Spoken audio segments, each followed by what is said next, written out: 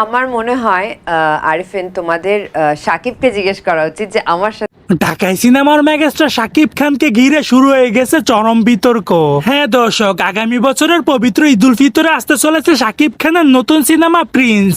ইতিমধ্যে সোশ্যাল মিডিয়ার মধ্যে সিনেমাটির ফার্স্ট লুক প্রকাশ হয়েছে। তারপর থেকে পুরো মিডিয়া পাড়ায় বিতর্ক সৃষ্টি হয়েছে শাকিব খানের সাথে এই সিনেমার মধ্যে কে জুটি বাঁধতে চলেছে। কিন্তু গোপন সূত্রে জানা গেছে শাকিব খানের সাথে নাকি এই সিনেমার মধ্যে জুটি বাঁধতে চলেছে ওপার বাংলার জনপ্রিয় অভিনেত্রী মিমি চক্রবর্তী। করার এক্সপিরিয়েন্স কেমন ওর সাথে, বাট ডেফিনেটলি আমি ফার্স্ট টাইম সাকিবের সাথে কাজ। আর এই খবর অভিনেত্রী মধুমিতা সরকারের কানে পৌঁছাতেই তিনি রেগে মেগে আগুন হয়ে যান। তিনি গণমাধ্যমে শাকিব খানকে স্পষ্টভাবে জানিয়ে দিয়েছে, শাকিব তুই কাজটা ঠিক করলি না, তুই আমার সাথে বেইমানি করলি। শাকিব খানের পাশে মিমি চক্রবর্তীকে আমি কখনোই মেনে নিব না। দর্শক, পুরো সোশ্যাল মিডিয়ার মধ্যে প্রথমে গুঞ্জন উঠেছিল এই সিনেমার মধ্যে জুটি বাঁধতে চলেছে অভিনেত্রী মধুমিতা সরকার, কিন্তু হঠাৎ করে তাকে বাদ দেওয়ার কারণ জানা যায়নি।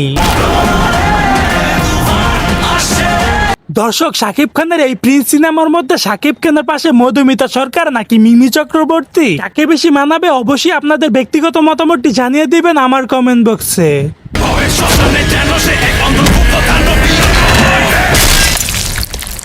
সো দর্শক, আজকের এই ভিডিওটি এই পর্যন্ত। যদি ভিডিওটি ভালো লেগে থাকে তাহলে ভিডিওতে একটা লাইক, একটা কমেন্ট আর অবশ্যই চ্যানেলটি সাবস্ক্রাইব করে রাখবেন।